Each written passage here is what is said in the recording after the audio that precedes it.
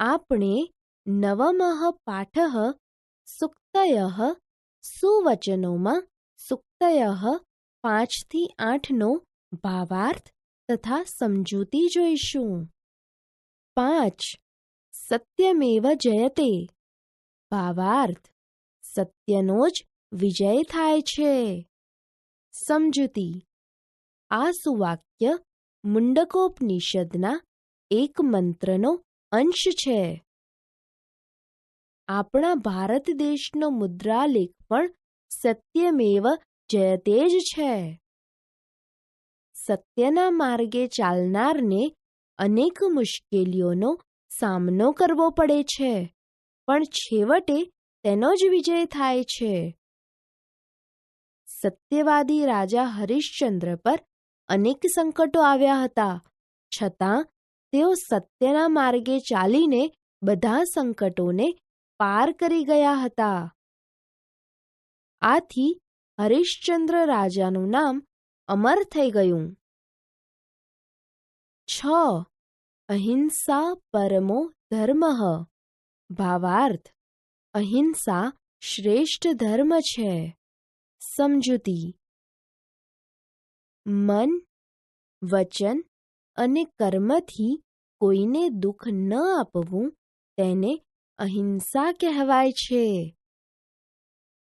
અહિંસાને જ શ્રેષ્ઠ ધર્મ ગણવામાં આવ્યો છે. જગતના બધા જ ધર્મોએ હિંસાનો ત્યાગ કરવાનું કહ્યું છે.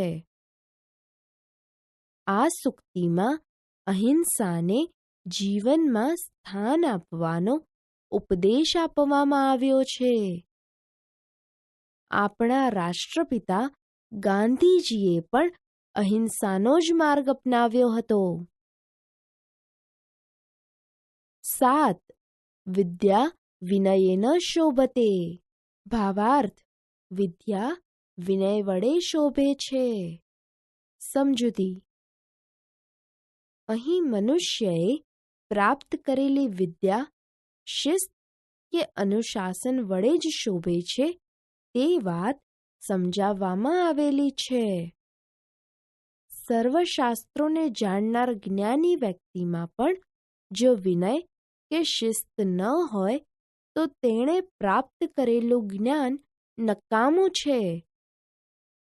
જીવનમાં વિનય કે શિસ્ત ન હોય તો આપણે મેળવેલી વિદ્યાનો કશો અર્થ નથી.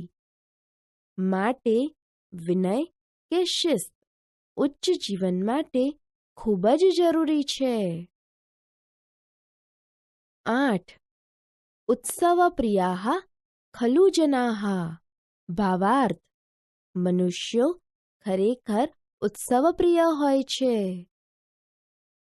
સમજૂતી: અહીં સંસ્કૃત સાહિત્યના કવિ કાલિદાસનું સુપ્રસિદ્ધ વાક્ય મનુષ્યો ખરેખર ઉત્સવપ્રિય હોય છે આપવામાં આવ્યું છે. કાલિદાસના આ કથન મુજબ મનુષ્ય જીવનમાં દુઃખ વિશેષ પ્રમાણમાં અને સુખ બહુ જ અલ્પ માત્રામાં છે. આથી જ આપણને સુખ માટે આનંદની ઝંખના હોય છે. તેથી આપણે વિવિધ ઉત્સવો, પર્વો, તહેવારો વગેરે ઉજવીને આપણા જીવનને આનંદમય બનાવવાનો પ્રયત્ન કરતા રહીએ છીએ. આગળના તાસ પર જાઓ.